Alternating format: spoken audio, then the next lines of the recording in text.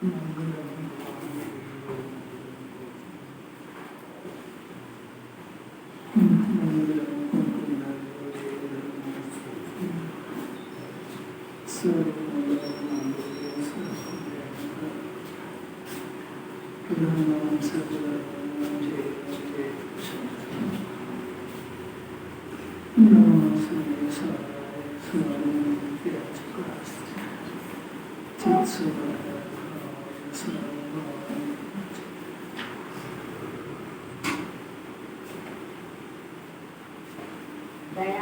सत्य आदि भाव पाप टालने के बराबर हैं, किंतु उनसे धीरे धीरे धर्म होगा, चारित्रवत होगा, ऐसा माने तो वह मानता मिथ्या है। आत्मा को समझे बिना एक भी भाव कम नहीं हो सकता। दया, सत्य, 5 पाप होते हैं, हिंसा, झूठ, चोरी, किसी परिग्रह, इनको उलट दो। हिंसा की जगह हिंसा, सत्य की जगह सत्य, झूठ। अब ये जो सारे पाप भाव हैं, ये टालने के लिए तो बराबर है, किंतु उनसे धीरे धीरे धर्म होगा। इसमें क्या गलती है ये आपको सोचना और बताना है, तो बताएंगे।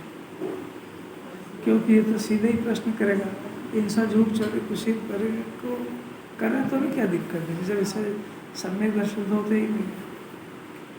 अब अपना प्रश्न ये है कि ये दया, सत्य, जो भी जितने भी पुण्य के परिणाम, पूजा पाठ भी ले लो, उसमें पूजा पाठ, व्रत, तप, ये सब, इनसे सम्यक दर्शन या चारित्र प्रकट क्यों नहीं होगा? परलक्षी भाव है, परलक्षी भाव है, प्रभाव थोड़ी है। एकदम अज्ञानी समझता है ये स्वलक्षी परिणाम, परलक्षी क्या होता है? सोचो, खूब सोचो, बहुत अच्छी तरह से सोचो, क्योंकि इसी पॉइंट पे विरोध है। थोड़ा मुमुक्ष हो वो भी इससे सहमत होने में कठिनाई हो सकती है। ये तो बहुत गहरी तात्विक बात है कि परलक्षी परिणाम, हाँ, सब सोचना चाहिए इसमें, ऐसे ही खाली हवा में नहीं सुनना चाहिए, तात्विक डिसीजन चाहिए। ये तात्विक डिसीजन का नाम तत्व अभ्यास है, नहीं तो शास्त्र अभ्यास और तत्व अभ्यास में बहुत अंतर है। शास्त्र अभ्यास मोक्ष का कारण नहीं है, तत्व अभ्यास है, तो ये तात्विक बात है। दया, हिंसा, झूठ, चोरी की ये जो परिणाम है, ये चारित्र की तीव्रता और मूल्यता है, और आत्मा को समझना एक ज्ञान से संबंधित बात है। समझ में आया? आत्मा ज्ञान का बना हुआ है। हिंसा, झूठ, चोरी, पशु परिणाम, ये चारित्र के फंक्शन है, चारित्र के परिणाम। और आत्मा ज्ञान का बना हुआ, तो ज्ञान से समझ में आता है, ज्ञान से जानने में आता है। अब इस क्रिया से उस ज्ञान का कोई संबंध नहीं, और ये ऐसा समझता है कि ये अभी कर रहे हैं, और करते करते करते करते अपने को मोक्ष का मार्ग प्रकट हो जाएगा। गुरुदेव कह रहे हैं कि बिल्कुल नहीं होगा, आत्मा को समझे बगैर एक भाव भी कम नहीं होगा। अब द्वैत का रहस्य जानना चाहिए ना। अब ये धमकी देता है तो तुम करते ही नहीं है, तो उसे छोड़े कि करे, उससे कोई धर्म थोड़ी हो गया। ये करते करते हो जाएगा। तो अभिप्राय यह है कि वो 3 गुणों के फंक्शन को अलग अलग नहीं समझ पा रहा है, श्रद्धा का, ज्ञान का, और चारित्र। ये चारित्र की, कषाय की मंदता के भेद है, वीतरागता के भेद नहीं है। और वीतरागता तो बाद में प्रकट होगी, पहले सम्यक दर्शन ज्ञान प्रकट हो, तो उसको सम्यक दर्शन ज्ञान प्रकट होने की जो विधि है वो समझ में ही नहीं आ रही है। ये जो कषाय के जो परिणाम है, ज्ञान, इनसे भेद ज्ञान कराने से मोक्ष मार्ग की शुरुआत होती है। ये बात समझ नहीं पा रहा जी। ये परिणामों से कोई लेना देना नहीं है उसका। इस परिणाम से भिन्न अपने ज्ञान स्वभावी आत्मा को जानना, ये आत्मा को समझने का कारण है। ये तात्विक बात है। तो जो ऐसा समझ रहा है कि दया, शास्त्र पढ़ने के परिणाम से मोक्ष मार्ग प्रकट हो जाएगा, तो वही गलती है। पूजा पाठ के परिणाम से हो जाएगा, नहीं तो सीधी बात मैं कल से बंद करता हूँ, चालू करके बंद कर। सम्यक दर्शन का कारण नहीं है ये, कषाय की मंदता का कारण है। तुम तो कह ही रहे, उसमें क्या है? कषाय तीव्र मंदता का भेद है ये। और मोक्ष का मार्ग जिससे शुरू होता है, ऐसा श्रद्धा और ऐसा ज्ञान उसका ये कषाय से कोई वास्ता नहीं। ऐसा समझना चाहिए भाई। क्यों, तो अपने को पहले पता होना चाहिए। जिनवाणी समझ में कैसे आएगी, याद कर लेगा उसको। वो किसी ने पूछ लिया क्यों नहीं है, तो हम कल से बंद करते हैं और इसका पाप तेरे को लगेगा, तो बोला करो करो ये भी बोलेगा, डरता डरता ही बोलेगा, इसको भी ठोस डिसीजन नहीं है ना, तो ये भी बोलेगा अरे हम तो पाप से बचने के लिए कर रहे हैं। तो पाप से बचने के लिए कर रहा है, तो तू उसको भला मान रहा है, उस भला मानने की प्रवृत्ति का नाम मिथ्या दर्शन है। ऐसा समझना चाहिए। उसको बोला भी देखो ये अभक्ष खाते हो, ये करते हो रात्रि भोजन, तो तुमको सम्यक दर्शन कभी नहीं होगा, तुम्हें क्या खाने लगता हो, हो गई नहीं तो तुम क्या है भाई, ये बात नहीं है तेरे, उल्टा चलता है तो जिनवाणी सुनने का पात्र ही नहीं। पाटने से इतने पीछे काय को बैठे, इतनी दूर यही उपयोग भटक जाएगा तो वहाँ तो लंका में कहा सुन। अब आज बहुत बहुत प्यारी अद्भुत गाथा है, कुंकुंदाचार्य ने तो गजब कर दिया। जितने जिस दिन इसको ये भाव समझ में आएंगे, उस दिन कुंकुंदाचार्य का गुरुदेव का उपकार इसके हृदय में आएगा कि अगर ये बातें अपने भाग्य में नहीं आई होती, या जो जीव जैन कुल में आया है और उसको समय सार कुंकुंदाचार्य के वचन उसके कान में नहीं पड़े हैं, वो मनुष्य को हार गया, जैन कुल में आना हार गया। यहाँ समय सार के अंदर पहले लिया जीव अजीव अधिकार, जीव अजीव अधिकार लिया, फिर कर्ता कर्म अधिकार लिया, वहीं से अमृत बरसाना शुरू किया। सबसे पहले अपन 3 गाथा पढ़ेंगे, 387, 88 और 90। प्राकृत पढ़ेंगे, हिंदी तो अपन रोज ही पढ़ रहे हैं, खाली प्राकृत पढ़ेंगे।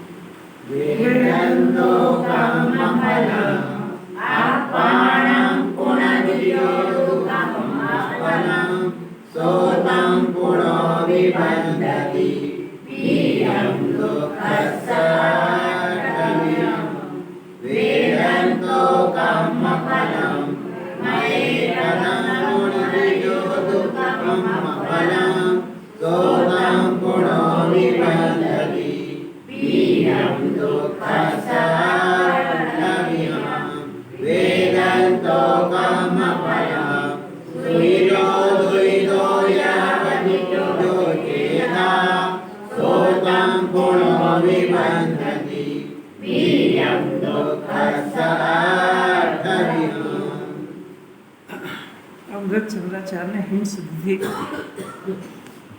एक गाथा के ऊपर, श्लोक के ऊपर हेडिंग है। देखो आगे की जो गाथा यानी अभी जो चलेगी, उसमें हम ज्ञान चेतना और अज्ञान चेतना का फल बताएंगे, उसका श्लोक दिया था।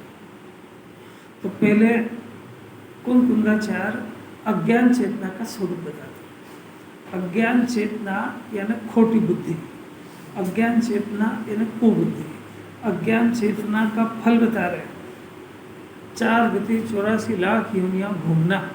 तो वो 4 गति 84 लाख योनि घूमने का कारण तो बताओ भगवान। तो बताते हैं उसका संसार का बीज बताते हैं, कभी समझ में नहीं आया। और ये जब अपने को नहीं पता है तो कोई ऐसा तो नहीं है कि अपन वो 4 गति घूमने का बीज बो रहे हैं घर के अंदर। प्रश्न समझ में आया क्या? देखो अभी बता रहे हैं, जो बंद होता है तो ये अज्ञान चेतना 2 काम करती है, एक तो कर्म का बंधन करती है और एक ज्ञान की शुद्धता को रोकती है। पहला अज्ञान चेतना अपने अंदर चल तो नहीं रही है, अगर चल रही तो 2 काम कर रही है। क्या कर रही है? एक तो कर्मों का बंधन कर रही है और दूसरा वो ज्ञान की शुद्धता नहीं होने देगी। अब कैसे देखें इसको? अब ये भाव का बीज है, वो ध्यान से सुनना क्या है बीज। ये जिन्हें भगवान ने नहीं कहा कि तूने पूजा नहीं करी, पाठ नहीं करा, व्रत नहीं करा, तप नहीं करा, इसलिए तू 4 गति भटक रहा है। ये धर्म करने के नाम पे बस ये करता है तो समझता है 4 गति घूमना बंद हो जाएगा। तो ये तो कारण ही नहीं है उसका। कारण 4 गति घूमने का क्या कारण है? कभी बहुत भव्य जीव हो जिसको 4 गति का दुख का डर लगता हो, जिसको स्वर्ग के सुख की चाहत नहीं हो, जिसको यहाँ पुण्य के उदय भोगने की में घबरा कोई सार नहीं हो, वो समझ गया कि इसमें क्या दम है, इससे ऊंचे ऊंचे तो मैं स्वर्ग में खुद ही भोग के आया हूँ, ऐसा जिनवाणी ने कह दिया। भले मेरे को पूर्व जन्म का याद नहीं है, पर जिनवाणी ने कहा वो तो प्रमाणिक है कि मैं मरता तो हुई नहीं, तो मेरा अनंत संसार गया कहाँ? तो यही चार गति में भटकता रहा, कभी स्वर्ग में गया, कभी नरक में गया, कभी देव बना, कभी नारकी बना, इसी चक्कर में हो गया अनंत काल। तो स्वर्ग अनंत बार गया, ये मैंने सुनिया है ना वहाँ पे। तो स्वर्ग में कोई शारीरिक दुख थे क्या वहाँ पे? तो वहाँ तो सब 5 इंद्रिय के भोग ही थे। तो यहाँ मनुष्य से तो ज़्यादा ही होंगे ना, तभी तो पुण्य का फल भोगेगा वहाँ। तो भोग के आया ना, तो शांति नहीं मिली ना। यहाँ आ गया, इस बात का प्रमाण है कि सुख शांति नहीं मिली, मोक्ष का मार्ग चालू नहीं हुआ। ये सिद्ध हो गया कि नहीं हुआ? सब बातें ज्ञान में सिद्ध होगी, और ज्ञान में इसको समझना चाहिए। आँखों से कैसे दिखाएं? आँखों से क्या दिखेगा इसको? ज्ञान से देखना हो तो केवल ज्ञान होगा जब दिखेगा। तो दुख का बीज क्या है? तो अगर जिन्हें भगवान मिले तो हमारा प्रश्न क्या होना चाहिए, सिखा रहे हैं। ये प्रभु आप ये बताओ कि ये जो मैं 4 गति घूम रहा हूँ, ये घूमने का कारण बता दो आप। तो मैं सबसे पहले तो उस कारण के ऊपर ब्रेक लगा, क्योंकि अगर कारण देता जाएगा तो कार्य तो होता ही जाएगा, तो बीज का काम दूसरा कुछ भी करो। दुख का बीज क्या है ये प्रकरण चल रहा है, और ये कौन बताएगा कि जिसका बीज भी नष्ट हो गया है वो जो मुक्त हो गया। 4 गति घूमना, मैंने जन्म मरण, शरीर धारण करना, छोड़ना, तन धरना, तन तजना, मरण काल हो गया।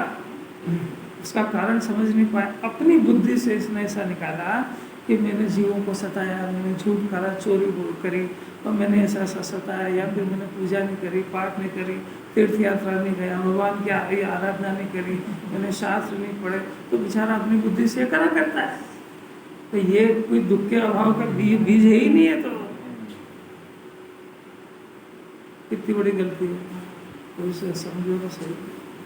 आखिर 2 आचार्य उसकी भूमिका बना रहे, अमृत चंद्राचार्य ये भविष्य के तीर्थंकर बनने वाले हैं, और ये कुंदाचार्य 1-2 मोक्ष जाने वाले हैं। उनके वचन अपने को मिल रहे सुनने को, वो साक्षात मिले या उनकी वाणी सुनने को मिले, एक ही बात है, अंतर नहीं है उसमें, कोई अंतर नहीं है उसमें। और जो पंचपरमेष्ठी में शामिल हो गए वो उनकी बात सुनने को मिल रही है, कोई मामूली बात है। एक प्रश्न का विचार करो, अरहंत भगवान है ना, तो सशरीरी है, अब उनको सिद्ध बनना है, तो वो अशरीरी बनने के लिए क्या पुरुषार्थ कर रहे हैं अरहंत दशा में?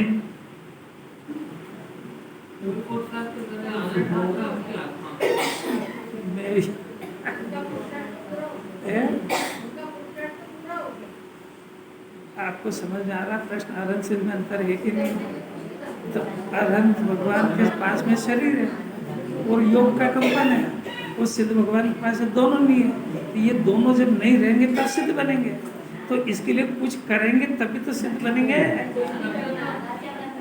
हाँ, ढूंढो प्रश्न।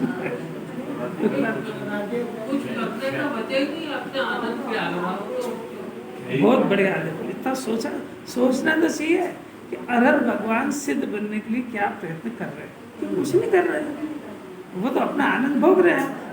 ये अपने काल क्रम में ये शरीर भी चला जाएगा, योग का कंपन भी चला जाएगा, जब जाना होगा तब चला जाएगा। हमारा उसमें हमारा पुरुषार्थ तो आत्मा के आनंद भोगने में लगा है, शरीर के किसी भी छेड़ाछाड़ी करने का नाम पुरुषार्थ है ही नहीं। एक बात हो गई।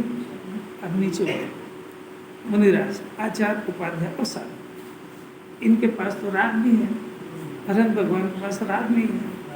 अब ये जो है तीनों, आचार्य, उपाध्याय और साधु, ये तीनों के तीनों राग भाव को, जो राग उत्पन्न हो रहा है ना, अरहंत भगवान के राग नहीं है, तो ये राग को नष्ट करने का क्या प्रयत्न कर रहे हैं?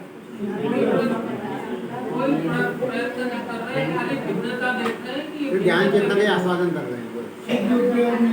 सोचो सब सोचो, सोचते कि नहीं अपन? बहुत बढ़िया, मैंने पुरुषार्थ आत्मा में होता है, इनमें से राग विकल्प और शरीर से छेड़ाछाड़ी के नाम पुरुषार्थ है ही नहीं। अरे मोक्ष का मार्ग अपने को समझ में कैसे आएगा? जब मुनिराज राग के अभाव का कोई अभ्यास नहीं कर रहे, कोई प्रयत्न नहीं कर रहे, वो प्रयत्न कर रहे हैं जहाँ हो सकता है वो कर रहे हैं, जो अपनी सत्ता से नहीं आ रहा उसमें थोड़ी प्रसार चलता है अपना।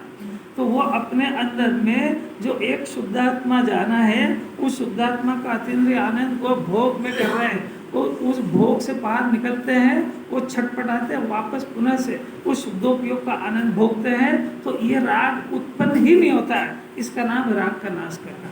राग का नाश करने की जैन दर्शन में कोई विधि नहीं है।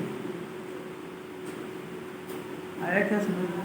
ये बात कौन सी जो मुनिराज कर रहे हैं, क्योंकि ये रागी है ना, रागी से वितरागी कैसे बनते हैं ये अभ्यास कर रहे हैं, कि इन्होंने जब ये शुद्धोपयोग के फल में केवल ज्ञान होता है, तो ये शुद्धोपयोग का पुरुषार्थ कर रहे थे, उसमें राग ना गया तो जीव ने क्या करा, वो अपने अपने काल में उत्पन्न हुए ही नहीं, क्योंकि शुद्धात्मा में राग है नहीं, और वो शुद्धोपयोग का आनंद भोगते थे।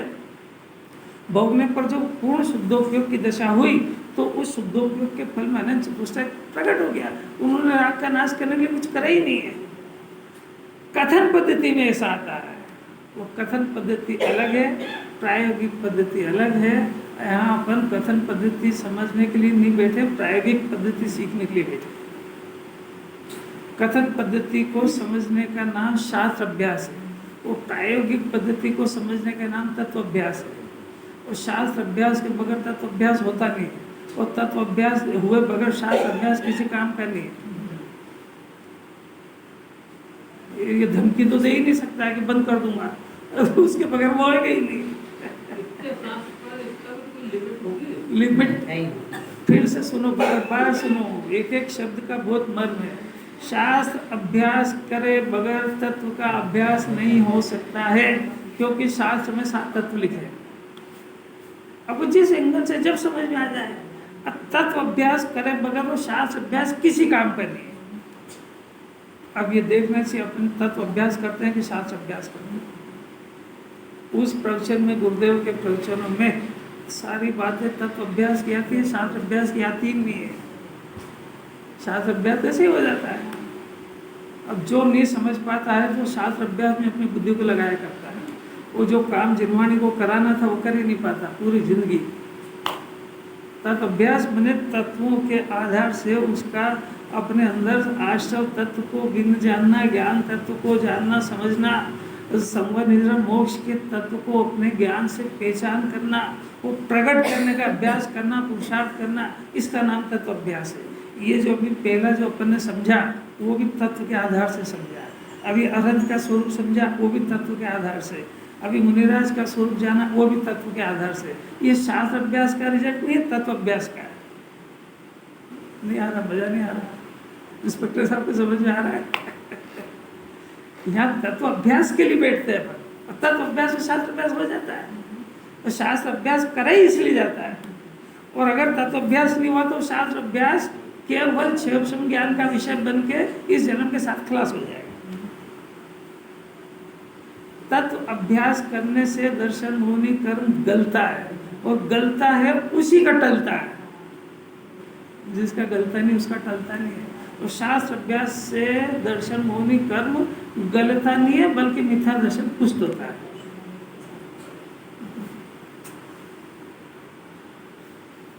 कोई रहस्य की बात है?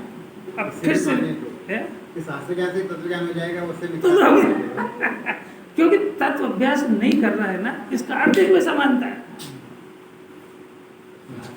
आप समझे? नहीं, ये नहीं कहा। एक शब्द ध्यान से सुनना। एक आपको समझ में नहीं आई बात, बहुत ध्यान से सुनना उसको, नहीं तो उल्टा सुल्टा प्रचार करेगा। ये कह रहे थे शास्त्र अभ्यास से या पूजा पाठ से गीता दर्शन होता है, ये नहीं कहा मैंने। शास्त्र अभ्यास का प्रयोजन तत्व अभ्यास करना है। और शास्त्र अभ्यास करते करते तत्व को समझने का अभ्यास, तो तत्व को समझने का अभ्यास ज्ञान में अंदर होता है। और शास्त्र में शाब्दिक ज्ञान का अर्थ होता है, और शाब्दिक ज्ञान में से भावनात्मक ज्ञान निकालने का अभ्यास अंदर होता है। वो अंदर का अभ्यास करे तो तत्व समझ में आते हैं, जिससे भेद ज्ञान समझ में आता है। जिससे अभी बताया ना, मुनिराज क्या करते हैं कि 28 मूल गुण पालते हैं, कि ये मुनिराज की परिभाषा है। जंगल जाते कि ये मुनिराज की परिभाषा है, कपड़ा छोड़ देते कि ये मुनिराज की परिभाषा है। तो करते क्या है कि शुद्धोपयोग की प्रतिज्ञा करते हैं कि शुद्धोपयोग क्या होता है कि आत्मा का आश्रय से होता है। ये तत्वोध्यास है। आत्मा क्या होता है, प्रश्न लगाते जाओ कि आत्मा क्या होता है कि आत्मा ज्ञान और आनंद का बना हुआ है, इसमें अस्थि पूर्वक नास्ति होती है। तो बाहर के देवशास्त्र गुरु को मानने से सम्यक दर्शन नहीं होता है, आत्मा के श्रद्धांत से सम्यक दर्शन होता है। और जिसको आत्मा का श्रद्धांत होता है उनको देवशास्त्र गुरु का श्रद्धांत होता है, ये होता है, पर उससे ये हुआ ऐसा नहीं होता है। और जिसको ये हुआ उसको उनका श्रद्धांत होता है। ये तत्वाभ्यास है। अब वो होता है तो देवशास्त्र गुरु पहले पढ़े समझे, इसने उनसे आत्मा को नहीं समझा तो देवशास्त्र गुरु का श्रद्धांत हुआ कि नहीं हुआ? क्या समझ में आया? अब मुनिराज से नीचे उतरे तो मुनि दशा में जो काम कर रहे हैं, क्या कर रहे हैं कि शुद्धोपयोग की आराधना करें। तो वो शुद्धोपयोग क्या होता है, ज्ञान चेतना क्या होता है, ये समझने का नाम सम्यक दर्शन और चौथा गुण स्थान है। समझ में आया? तो चौथे गुण स्थान में वो पुरुषार्थ प्रारंभ हो गया। कौन सा? जो आराधना कर रहे हैं। क्या कर रहे हैं कि कुछ नहीं कर रहे अरे नहीं समझ, जो अरहंत भगवान कुछ नहीं कर रहे ना, तो ये जीव शरीर का क्या कर रहा है? ये शरीर का अभाव करने के लिए और राग का अभाव करने के लिए क्या प्रयत्न कर रहा है कि यदि इसके नाम पे कुछ कर रहा है तो उस सब का नाम मिथ्या दर्शन। कुछ बात समझ में आई? पकड़ में आई कि नहीं आई? कुछ अज्ञान चेतना का बीज बताएंगे अभी ये सब समझ में तो आए उसको कि वहां कुछ नहीं कर रहे, वो पुरुषार्थ यहीं से होता है। जहाँ कुछ करना है, जो पुरुषार्थ करना है, उसका नाम आत्मा समझना। अपने ज्ञान से गायक को समझना, अपने ज्ञान में गायक का बसना, अपने ज्ञान में गायक का अस्तित्व की स्वीकृति, इसका नाम तो है सम्यक दर्शन। इसके लिए कुछ करा नहीं जाता, आत्मा को स्वीकार करा जाता है। कैसी अद्भुत बात है। अब शरीर तो यहाँ मुर्दा बन के पड़ा हुआ है, जिसका अरहंत भगवान के वहां पड़ा हुआ मुर्दा वैसे यहाँ पड़ा हुआ है। इसका ऐसे कोई वास्ता थोड़ी है। तो शरीर रहित होने के लिए ये जीव यहाँ क्या करेगा कि जो कुछ करेगा उसका नाम मिथ्या दर्शन है, क्योंकि अरहंत भगवान भी कुछ नहीं कर रहे। कुछ समझ में आ रहा है कि नहीं आ रहा है? अब मुनि दशा करने के लिए मुनि दशा में तो शुद्धोपयोग की प्रतिज्ञा लेते हैं। तो तू शुद्धोपयोग का स्वरूप समझ, ये करना है। शुद्धोपयोग के लिए कितने पूजा पाठ तब करे, ये फिर गलती में आ गया, क्योंकि ये चारित्र की कषाय की मंदता के भेद है। ये शुद्धोपयोग के कारण, ये शुद्धोपयोग का कारण तो अब आपसे कोई भी पूछेगा, आप अपने अंदर भी समझाओ कि ये कषाय की मंदता शुद्धोपयोग का कारण क्यों नहीं है। मैंने ये इनसे तो शुद्धोपयोग नहीं होगा, पर इनके करते करते भी होगा कि नहीं होगा। अब प्रश्न की क्यों नहीं होगा कि ये शुद्धोपयोग का कारण है ही नहीं। शुद्धोपयोग का कारण तो शुद्ध आत्मा है, और शुद्ध आत्मा के आश्रय से शुद्धोपयोग होता है। उसका ये कषाय की तीव्रता मंदता से कोई वास्ता ही नहीं है, क्योंकि उसका कारण तो शुद्ध आत्मा है, और कारण को दिए बगैर कार्य होता नहीं कभी भी। तो तुमने जो इसको कारण माना है, तो तुम कषाय की मंदता को शुद्धोपयोग का कारण मानते हो। नहीं समझ में? ये तात्विक बात है कि कषाय का अभाव होना, इसका नाम वीतराग भाव है। कषाय का अभाव होना, इसका नाम शुद्धोपयोग है। तो शुद्धोपयोग का कारण कषाय की मंदता कैसे हो सकती है? कषाय की मंदता करने में तो कषाय करने का भी प्राय पड़ा हुआ है। ये तात्विक बात है। नहीं आ रही क्या बात समझ में आ रही? शास्त्र में से तो ये निकलवाना थी। अब ये पढ़ पढ़ के कहाँ से निकालेगा? समझ में आ जाएगी, इसलिए देशना लब्धि की कीमत। एक बात ऐसे थोड़े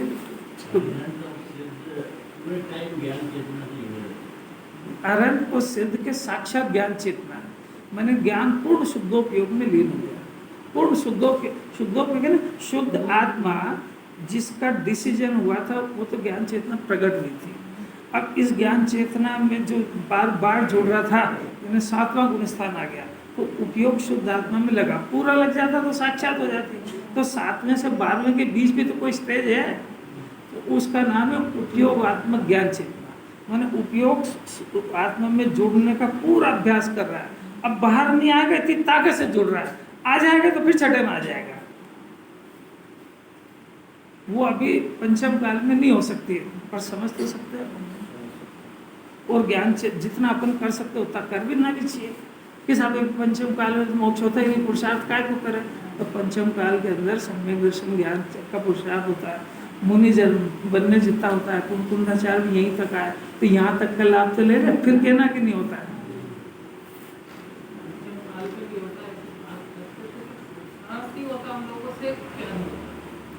जो पंचम काल में ये काम नहीं होता है, उसकी वाणी में निकल रहा है कि शुद्धोपयोग का कारण काल है। नहीं, यही समझ में क्या बोल रहे हैं? शुद्धोपयोग होता है ना, तो शुद्धोपयोग काल से नहीं होता है, शुद्धोपयोग आत्मा से होता है। वो आत्मा तो अभी है, तो नरक में हो सकता है, तीरथ में हो सकता है, देव में हो सकता है, स्त्री पुरुष को हो सकता है, तो उसका होने का कारण काल है कि शुद्ध आत्मा है? तो जो काल को कारण मान रहा है वो शुद्ध आत्मा को कारण मानते ही नहीं है, वो समझते ही नहीं है। वो काल से शुद्धोपयोग का क्या लेना देना है? आपने काल शुद्धोपयोग से काल को कैसे जोड़ा? आपने नहीं आई समझ? अगर ये जीव अभी शुद्धोपयोग में लीन हो जाए तो अनंत भगवान रोकते नहीं है, काल रोकते नहीं है। ये कर नहीं पाएगा, उनके केवल ज्ञान में दिखा है। ये इतना पुरुषार्थ नहीं कर पाएगा ऐसा दिखा है, काल से नहीं कर पाएगा ऐसा नहीं दिखा है। अगर ये पुरुषार्थ निगोद का जीव करे तो मोक्ष होने से कोई रोकता नहीं है, पर वो कर नहीं पाएगा। नहीं आई समझ में? अभी अपने को अपना शुद्धात्मा जानने से कोई रोक सकता है? अब ये नहीं जानना इसको तो भगवान क्या करे?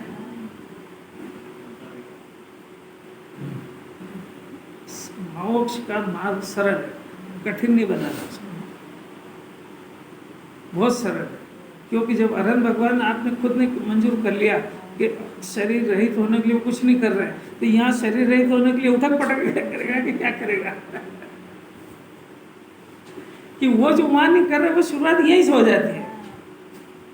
उन्होंने यहाँ शरीर का भेद ज्ञान किया, वो भेद ज्ञान यहाँ शरीर को अपने से भिन्न पृथक, अपने को चेतन माना, शरीर को जड़ माना। यहाँ मानते मानते वहां पहुंच गए तो वहां भी जड़ ही है वो। तो वो जड़ चेतन का पूर्ण वियोग, इसका नाम सिद्ध दशा है। और जड़ चेतन का भिन्न ज्ञान होना, इसका नाम सम्यक दर्शन ज्ञान है। और फिर जब वहां कुछ नहीं कर रहे थे, यहाँ से ही ये शरीर अपने आप घटता घटता घटता घटता, यानी शुद्धोपयोग बढ़ता बढ़ता वो भी हट जाएगा। तो इसी तरीके से रागादि का परिणाम, जो रागादि का परिणाम हो रहा है, इसको नष्ट करने की कोई विधि जैन दर्शन में नहीं दी है कि तुम उपवास करो, पानी पियो, कषाय मत करो, कुछ नहीं है ये।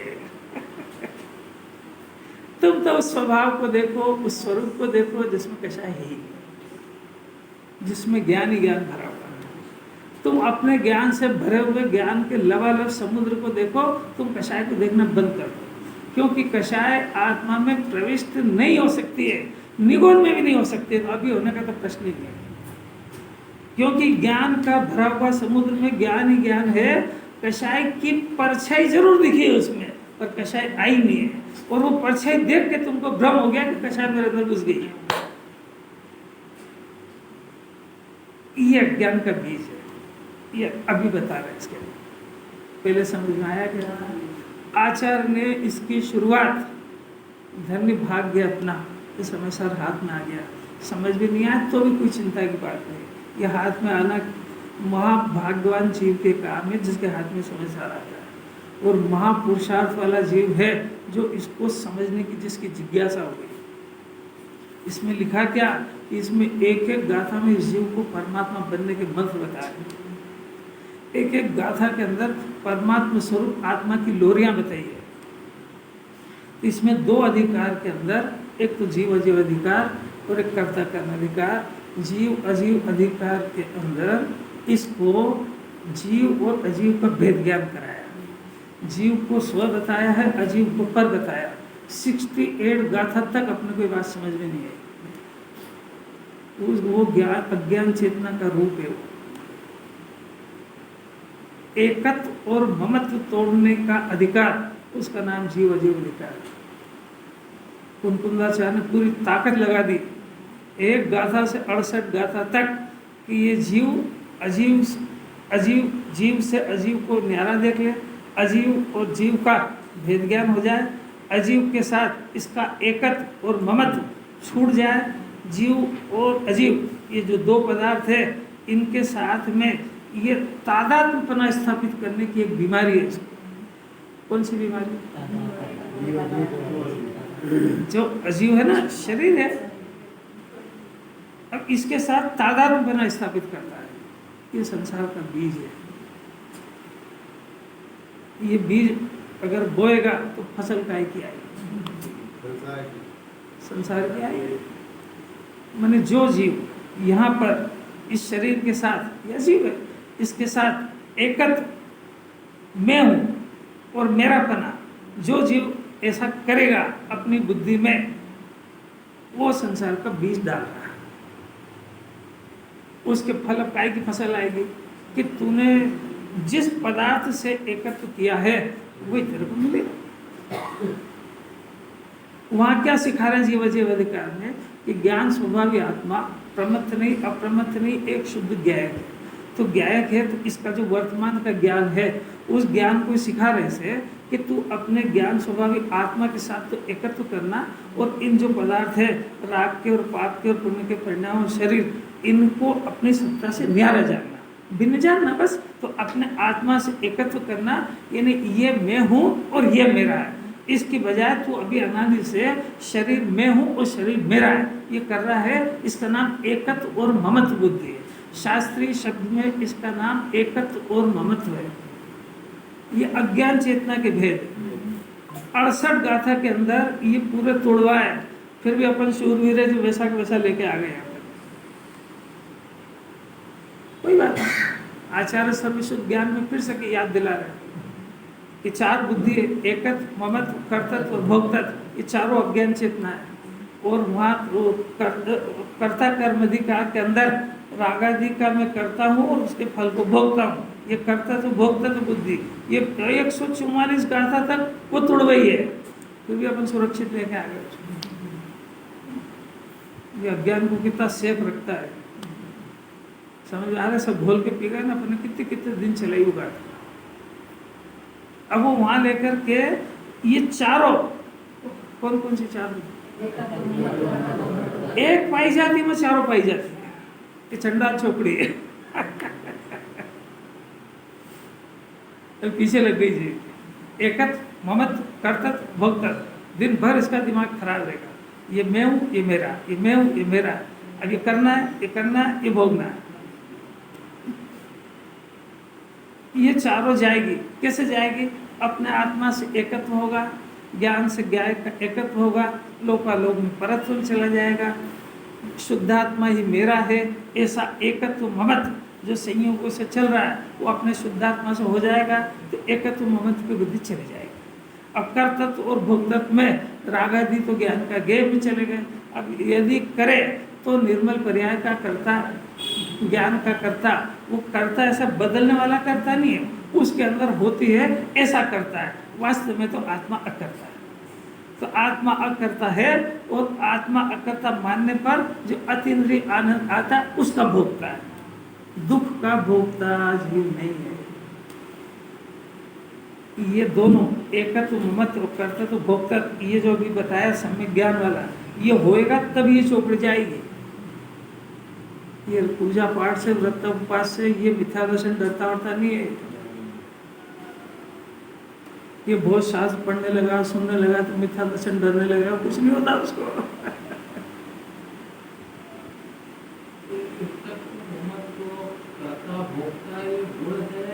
ये दोष है, ये दोष है। तो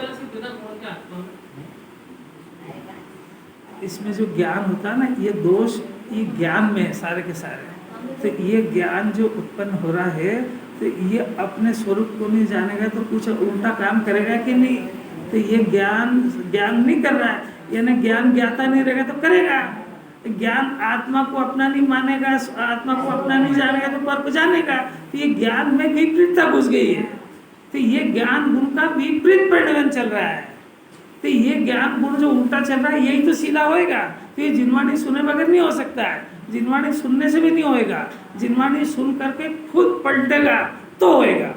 वो काम जिनवाणी के बगैर हो नहीं सकता है, पर जिनवाणी से होता नहीं है बिल्कुल भी। ये करे तो होएगा, और ये करने का चांस उसको है जो सुनता है। जो सुनता ही नहीं है उसके तो होने का चांस, क्योंकि ये तो ज्ञानाभ्यास है। नहीं समझ में आया? ज्ञानाभ्यास करे मन के अंदर होता है ना, बाहर होता है। अब ये ज्ञानाभ्यास जो होता है वो शास्त्र के बाद होता है। ज्यादा धमकी दो इसको, अब जो शास्त्र अभ्यास में लगा उसको कहते हैं कुछ नहीं होएगा, तो कहता छोड़ दूंगा। अरे भाई छोड़ने का नहीं कह रहे हैं, इसके अंदर ज्ञानाभ्यास कर, अंदर आत्मा का तत्वाभ्यास कर। इसके अंदर जो आउटलाइन दी उससे अपने शुद्धात्मा को पकड़ने का प्रयत्न कर, उससे मोक्ष मार्ग हाथ में आएगा। और वो एक काम तो एक स्टेप तो कर ही चुका है, उसके बाद की बता रहे तो पहले छोड़ने वाली धमकी देता है, तब तो और नहीं होएगा। द्रव्य लिंगी मुनिराज नहीं काम कर पाए, शास्त्र अभ्यास में रह गए, ज्ञान अभ्यास नहीं कर पाए। ये काम गुरुदेव ने घर में कर लिया है। वो गजब की बात है कि विपरीत कुल में पैदा होके कर लिया है। अपन तो उस कुल में पैदा होके भी समझ भी नहीं पा रहे हैं।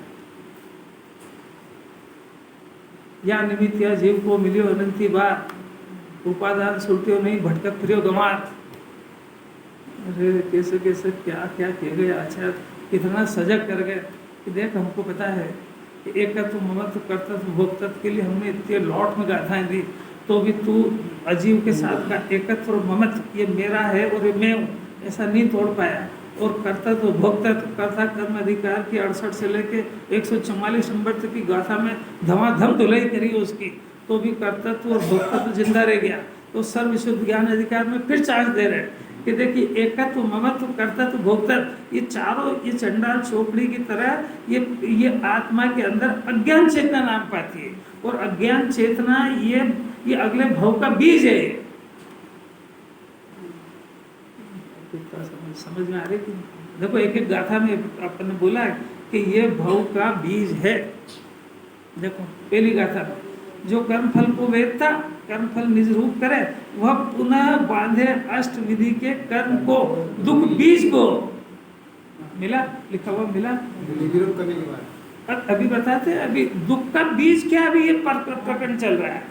दुख का बीज ये है कि जो कर्म का फल में आई सामग्री उसको निज रूप करता है। निज रूप करता है मैंने एकत्व करता है, निज रूप करता है यानी मैं और मेरे ऐसा करता है। किसमें? कर्म के फल में। तो वो कर्म का फल था, तेरा नहीं था। तेरे को निज रूप करना था तो तेरी चीज में करना था। जिंदा रह गया ना मिथ्या अगर गाता है कुंकुंदाचार 387 में नहीं लेता तो फिर बच जाता। सर्वशुद्ध ज्ञान अधिकार में घुमा फिरा के फिर अज्ञान चेतना के रूप में फिर डाला। ये अभी कर्तव्य भोक्तव्य दूसरे में वो हेडिंग ही दिया था उन्होंने कि मैं पहले ज्ञान चेतना का फल बताऊंगा, अज्ञान चेतना का तो पहले अज्ञान चेतना का फल बता रहे। अज्ञान चेतना में दो बुद्धि है, एकत्व ममत्व कर्तव्य भोक्तत्व। तो एकत्व की बात है, अब दो गाथाओं के अंदर एक में कर्तव्य की एक में भोक्तत्व की। कितना समझा रहे, केजी के बच्चे की तरह तो पढ़ा रहे। कौन कहता कि समस्या कठिन, और कौन कहता कि कुंकुंदाचार्य की बात समझ में नहीं आती? तो रुचि नहीं इसलिए नहीं आती, ये बोलो ना। हमको टाइम नहीं इसलिए नहीं समझ में आती है, हमको मरने से फुर्सत नहीं इसलिए नहीं आती है, ये क्यों नहीं बोलते हो? ये कठिन ऐसा कैसे बोलते हो? आपने भूमिका बना दी तो समझ में आ जाएगा। इसीलिए मैं ज़्यादा पढ़ने के चक्कर में नहीं रहता, जो पढ़ा है वो उतर जाए। देखो अपने सुरक्षित रह गया ना ज्ञान, एकत्व मत कर्तव्य भोक्तत्व 144 गाथा तक आचार्य धुलाई करता है, तो भी वो हिली भी सही। अपने को यही समझ में नहीं आया कि ये इनसे एकत्व ममत्व तोड़वा के, जिससे एकत्व ममत्व करवा किससे रहे? ये कर्तव्य तो भोक्तत्व तो तोड़वा रहे हैं पद्रविका, तो ये तोड़वा के करा क्या रहे हैं? ये भी समझ में कहाँ आया? मन अपना विषय शुद्धात्मा बन ही नहीं रहा है।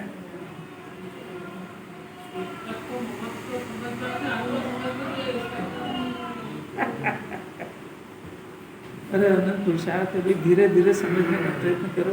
अपन जब इतने 10-10, 20 साल यहाँ हो गए, 15 साल तो हो ही गए लगभग, जब से मैं आया 2010 से शुरू हुआ, जब से लेके 25 हो गया, 15 साल में आज अपनी ये स्टेज समझ। आज अपने कोई प्रश्न हो रहा है कि एकत्व क्या होता है, ममत्व क्या होता है, किससे करना, तो सोचो एकदम नए नए को अपन पढ़ाओ तो उसको क्या समझ में आएगी। तो बेचारा वो कहे कि मेरे नहीं समझ में आ रही, तो सही कहता है, क्योंकि 15 साल के अभ्यास के बाद ही बात कितनी कठिन पड़ रही है। अपन 1 से 386 गाथा पार कर गया है, तब भी अपने को अज्ञान चेतना अपने अंदर चल रही, ये समझ नहीं आ रहा। तो मार कितना,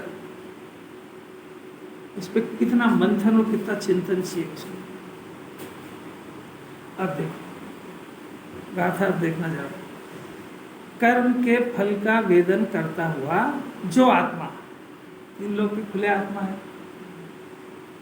कर्म फल को निज रूप करता है या न मानता है, वो फिर से 8 प्रकार के कर्म को, देखो दुख के बीज को बांधता है। मिला कि नहीं मिला? मिला। दुख का बीज 8 कर्म वो बांधता है। कौन जी? जो आत्मा क्या करता है? यहाँ देखो, यहाँ पर आत्मा से बिन शरीर और कुटुंब परिवार की बात तो लेने की फुर्सत नहीं आचार्य को। यहाँ तो वो तो शरीर कुटुंब परिवार वो सब 9 कर्म की भीड़, वो भी कर्म के उदय के फल में मिली चीज है, पर यहाँ तो अंदर भेदियान करा रहे ना, क्योंकि वो अपनी सत्ता से बाहर है। जीव की सत्ता अपनी, माने जीव की सत्ता से शरीर द्रव्य क्षेत्र काल भाव न्यारा है, स्त्री पुत्र कुटुंब परिवार धन दौलत वो भी न्यारे हैं, अपनी सत्ता से बाहर है। तो वो इसको छू नहीं सकता, पकड़ नहीं सकता, अपने नहीं बना सकता। तो ये जो नहीं कर सकता वो बात नहीं कर रहा है। बहुत अगर प्राइमरी शिष्य होगा तो उसको फिर वहीं से पढ़ाएंगे। अभी अपन तो बहुत आगे बढ़ चुके हैं, तो अंदर में जो पाप और पुण्य का परिणाम उत्पन्न होता है, मोह का और रागद्वेष का परिणाम उत्पन्न होता है। अभी 2-4 दिन पहले बात आई थी ना कि भाई इस जीव को एक परिणाम होता है, इसमें 8 कर्म बनते हैं। आयु कर्म भले कभी सभी बनता है, और 8 कर्म में मोहनी कर्म बनता है कि नहीं? इसको ऐसा लगता है खाली 7 ही 7 बन रही है, या खाली असाता ही असाता नहीं है, एक ही परिणाम से 8 बनते एक साथ, तो बनते हैं तो उदय भी आएगा। ये घटनाक्रम कब से चल रहा है? से चल रहा है। उदय आ रहा है, जी उसके साथ एकत्र तो कर रहा है, फिर कर्म बन रहे, फिर उदय आएगा, ये चक्रव्यूह चलते ही रहेगा। अब इस चक्रव्यूह को तोड़ना कोई मामूली बात है। इस चक्रव्यूह को ज्ञान से तोड़ देगा, क्योंकि जिस क्षण वो उदय से एकत्र तोड़ करके और स्वभाव से एकत्र कर लेगा, उस क्षण चक्रव्यूह टूट जाएगा। और इसको जिनवाणी जगा रही बार बार।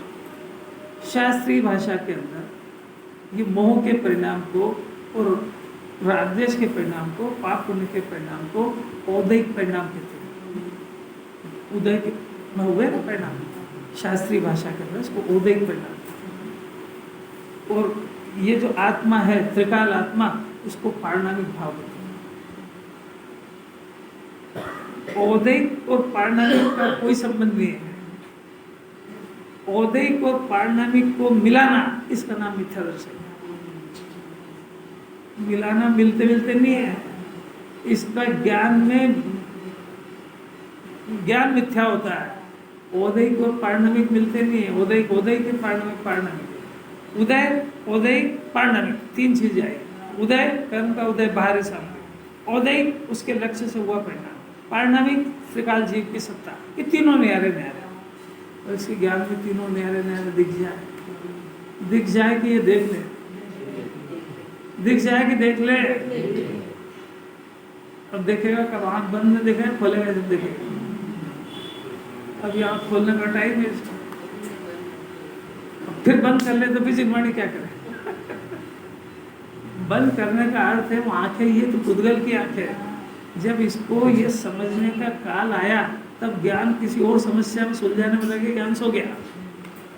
अनंत काल में तो चांस पका था। अब किससे समझ में आएगा? बार बार घड़ी देखे, बार बार ये देखे, टाइम आ गया है, मोक्ष जाने का टाइम आ गया उसका, दरवाजा खुलने का टाइम आ गया और कह के मेरा एक जरूरी काम करियो, तो ये जरूरी नहीं है तो रहने दो, फिर अब कल ही देखेंगे।